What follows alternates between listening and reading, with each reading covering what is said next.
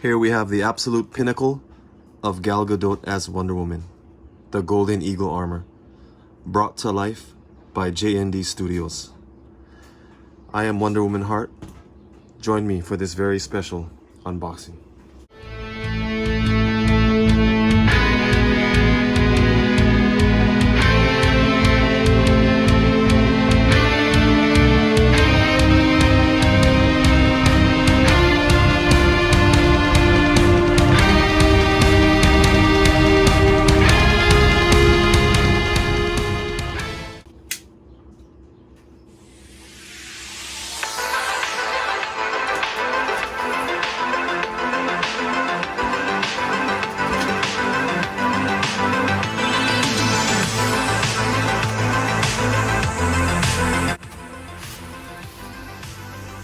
Packaged beautifully, as one would expect. What a gorgeous art box. Gold like her armor.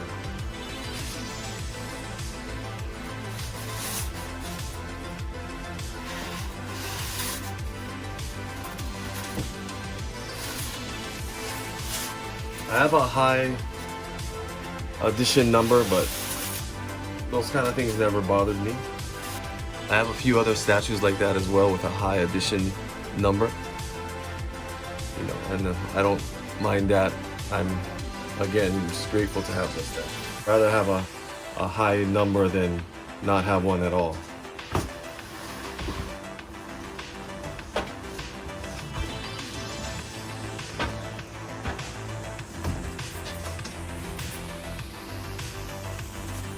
And it's absolutely stunning. If you've ever purchased a jewelry box, maybe a necklace or even a nice quality watch, it would come in a really nice cardboard case or even a wooden case. That's really what this reminds me of. Love the glitter effect here. So here's what you have on the top of the box, on the lid. Majority of the lettering is on this part of the box. There's a warning and then a notice at the bottom about prototype to final product.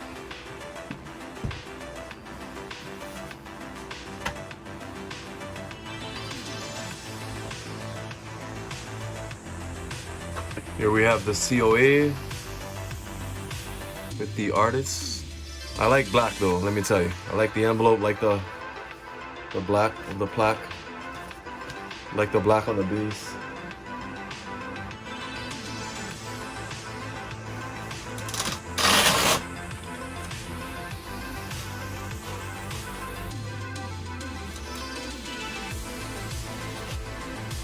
Let's take a look at the warning and the notice.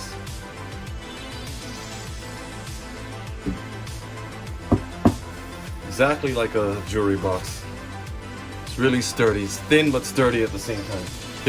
I really like the shipper box because you have the JND name on it and the movie logo. I might have to keep that thing. First time that I might be keeping a shipper box.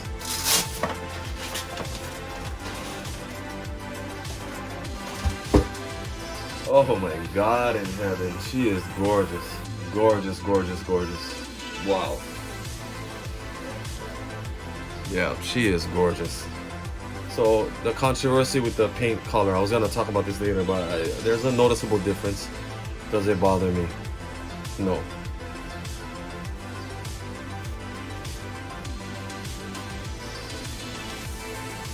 Wow, she is gorgeous. Gorgeous. I'm glad she came in one box. The face looks great, I'm happy.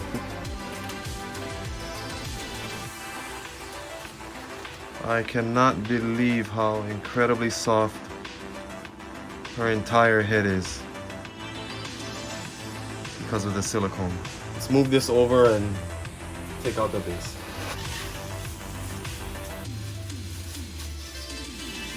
I would say about 5 pounds. It feels really solid. See, it's hollow, but it just again feels really solid. This plate on the top, the marble, gives it a lot of weight. I could tell that the weight is top heavy. It's coming from the top of the base, which is the marble block. Really love the compact size too.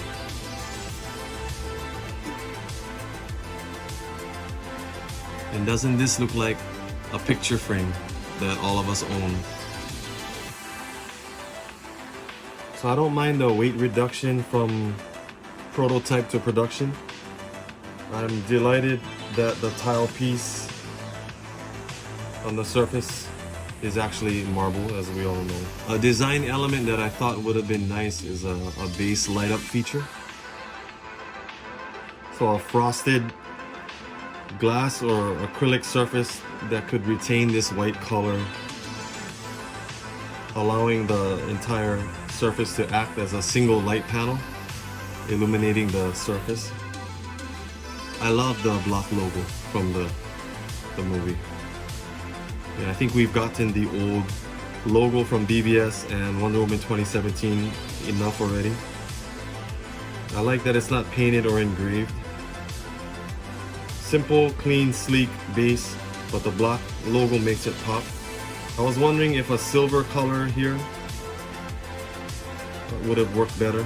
It does seem blended, kind of washed out against the base color. About 10 by 10 at the top. Let's put her together. It's been a while since I watched Daniel's video. Shout out to him. I believe you lift the torso, put the legs on, and then you put it in the base as one piece. Left and right shoulder plates at the top of the box here. And again at the bottom of the box you had the chest plate for her armor, and then that back plate for her back. She's very light, like very light.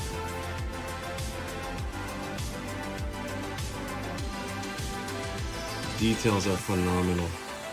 Absolutely, utterly phenomenal details. Goodness gracious.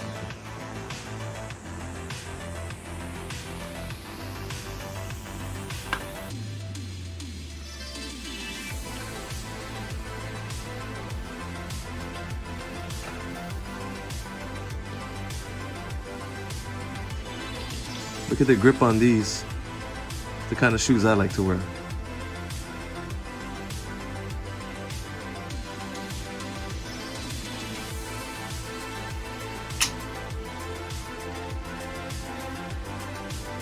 So of course with the chest and the back, there are two different plates. So here on the shoulder plates we have a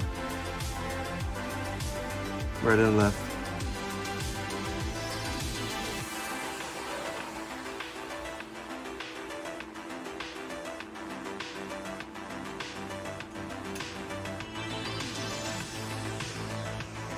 Very nicely, securely in place there. There's some space under this chest piece.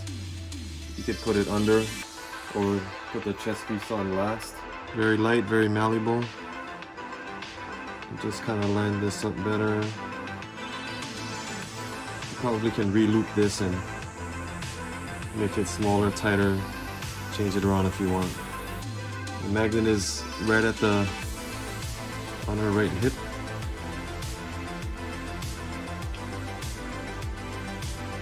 So again with the base, I love the simplicity. The statue itself is the focal point, but it complements her very well. Let's talk about the pose. Subtle and strong. And to me is sufficient to get the gist and the vibe of Wonder Woman. And it's most definitely Gal Gadot. It's strikingly accurate, and quite a lovely nod to the movies and even to Gal herself in photo shoots she's done for magazines like Glamour, Vogue, Vanity Fair. And this pose here, like she could be ready to throw down or just be waiting to have her picture taken. It's that unpredictability of anything could happen that appeals to me. Anything could happen because nothing is happening at this moment, yet she has such a strong presence. This power pose where composure is maintained projects more confidence and is more captivating to me than the use of a dynamic action pose. You know, it's the restraint in this that I find intriguing.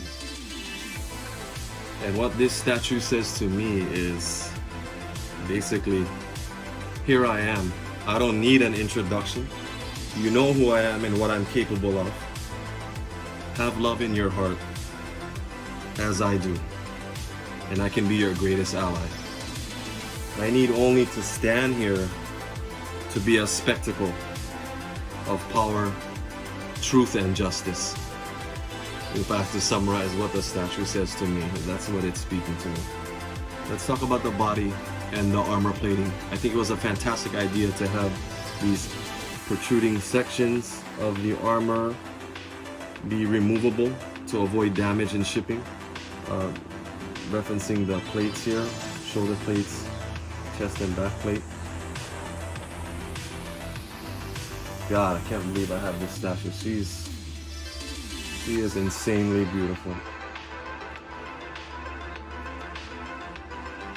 And you know, thanks to the assembly process, you can see that these pieces really do add that finishing touch to the overall appearance of the armor. So the material between the armor plates reminds me of some sort of mesh material. I would imagine it would have to be a pliable material that would allow her body to move. If anyone's familiar with the half-scale BVS Superman from Prime 1, that's kind of what this reminds me of. He has a blue mesh, and that is actually, you can kind of pull on it and move it a little bit. It's like an elastic. This is not like that, however, this is sculpted on. Really beautiful, really intricate, gorgeous details. So each one of these look like little gold arrows. Such a beautiful highlight that accentuates the armor. Okay guys, let's talk about this. There being no helmet or wings. Okay, I for one believe that I understand what JND was trying to achieve in presenting her this way. She's not in combat, she's not in flight, she's basically standing still, showing herself this way. I think this presentation is more intimate, more vulnerable. It makes me feel, as an observer and a collector, a bit closer to her.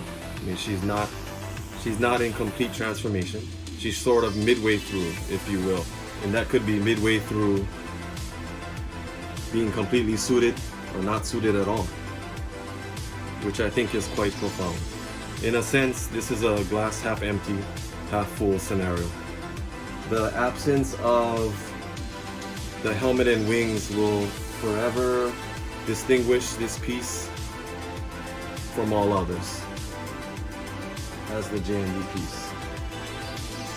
They have definitely succeeded at their goal of being different and setting themselves apart from other companies. Let's talk about the hand. I can't, like, just look at this.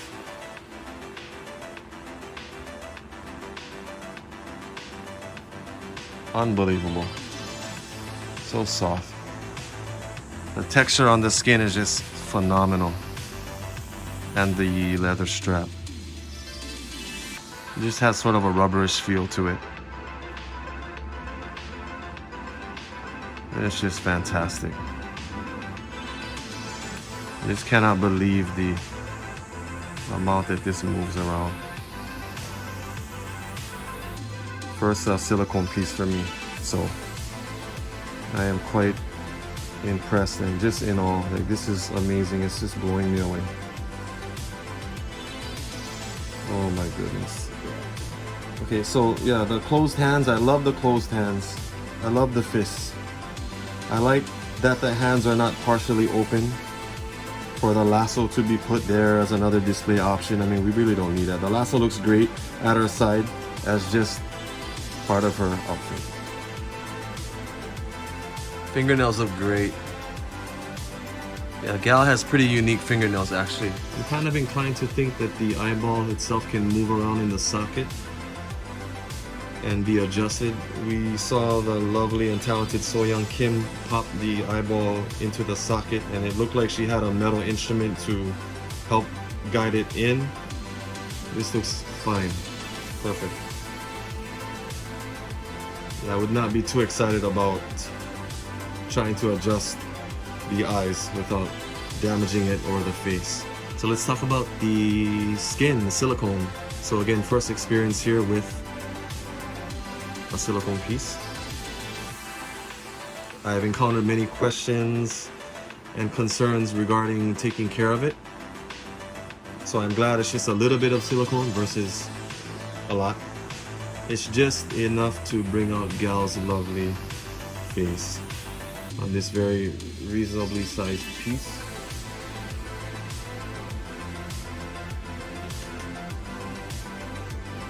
So as far as the helmet is concerned, I think I would end up displaying her this way regardless. I love Gal so much, therefore I want to see her face. I would honestly leave this exactly the way it is. We see here the remarkable talent of So-Young Kim and the outstanding realism of the silicone. I think hitting a home run in delivering both aspects is best achieved with the uninhibited appearance of an exposed face.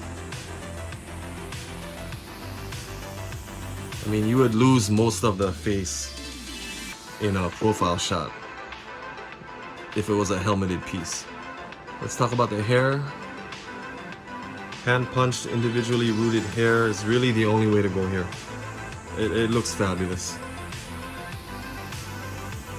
So about 18.5 minutes into Wonder Woman 84, we see Diana sitting in an open air outdoor section of a cafe, seems like.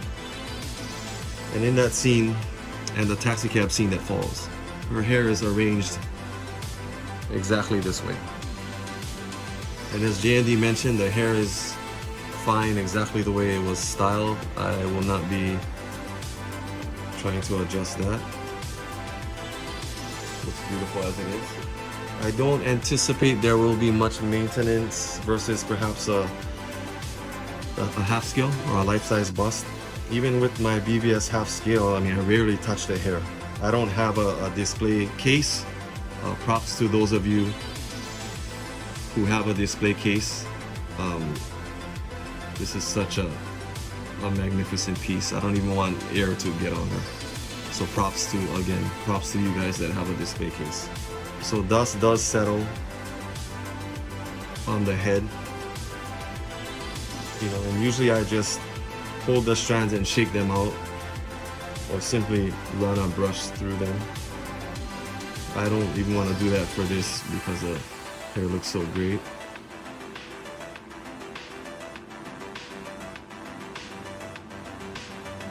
Top of her head, I would say just about 2 feet, a little under 24 inches. Okay, beautiful people, let's do it. Let's talk about the movie, right? Big controversy with this, and comparisons, of course, to the first film, right? Happens with every movie. Yeah, I saw the movie 3 times in theaters, right? I saw it on Christmas Day. Very memorable for me. Theaters were empty. It was beautiful. It was lovely. No line at the concession stand. Got a drink, got popcorn. So it grew on me. Let me say that after the second or third time. I knew it would be a completely different movie from the first one, and like many other people, I got wind of what was regarded as the plot leak long before the movie was released. If I had to pick one aspect of the movie, the nature of this particular citrine crystal and the way it worked it bothered me a little. You know, the concept is a little phantasmagorical. You know, something you and I could never relate to because it's a fictional object. And I would also like to add that I collect crystals. So I have a short video titled Crystals in Themyscira. I have it on Instagram. It's difficult for me to believe that everyone in the world in 1984 wished for something, you know, hurtful or destructive, and there was not a single altruistic wish.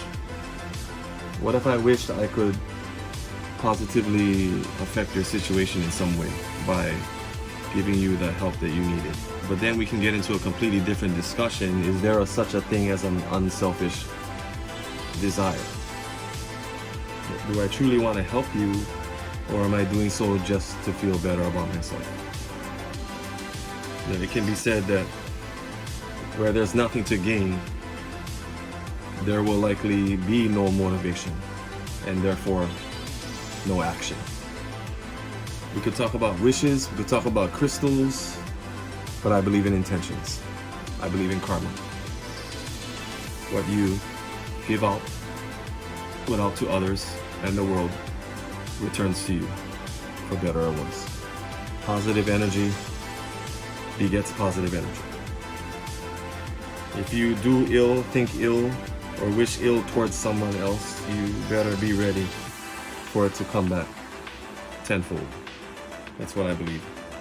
Of course, we come to understand that the Dreamstone was created a certain way with a specific purpose by a god that did not have the best intentions at heart. And we understand, accept, and go along with this storyline.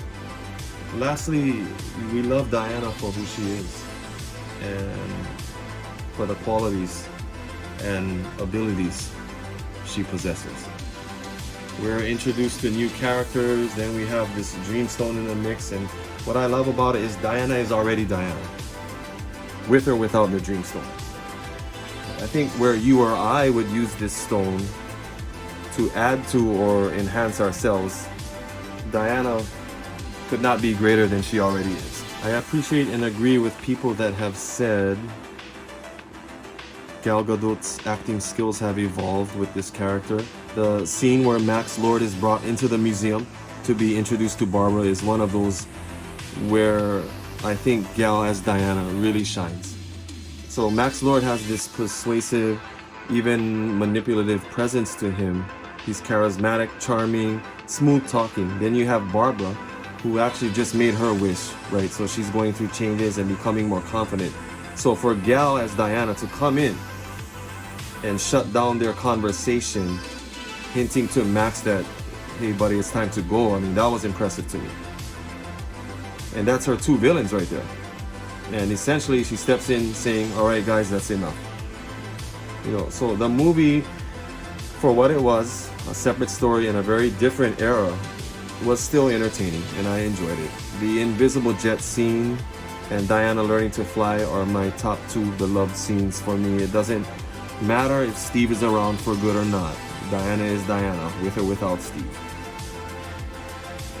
I'm going to cite something I posted on Instagram, which is basically that sometimes people come into our lives not to stay, but for a short time, to help us learn a lesson or find a path in life.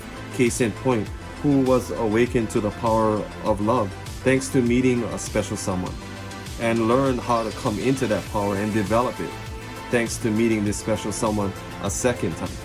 Yeah, a person we meet very briefly could still change our lives or leave a lasting impression that we will always carry with us.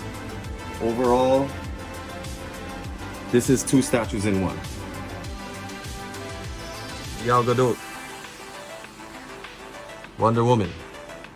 As you know, there are things in life that you need to see in person in order to truly appreciate it, and this is one of those things.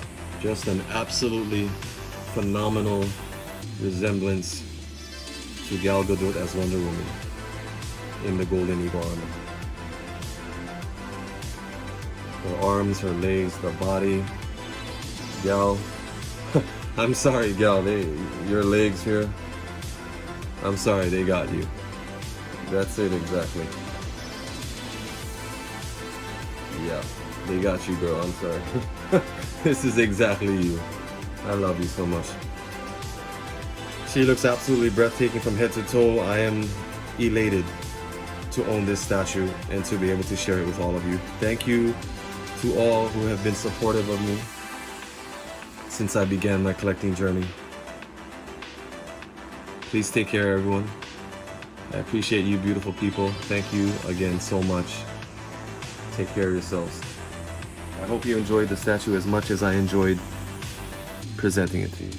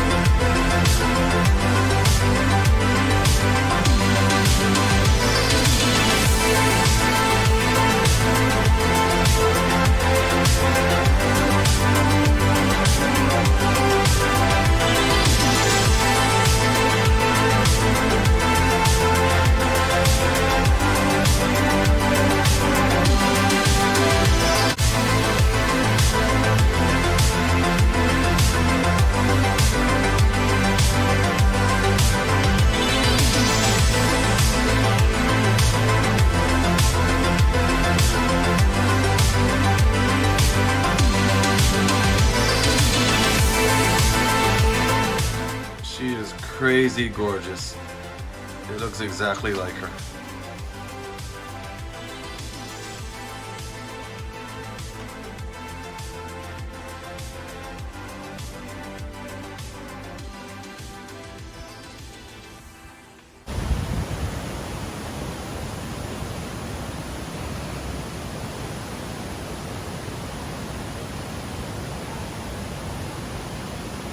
Say, God be with you. God, what's the best saying? You can say good luck, behatzlacha. I thought you meant just say good luck. And I'm like, Gal, I know how to speak English. How do I say good luck? Sorry. Always yes. How are you? Steven! Where's your wife? Don't hide her. Hello.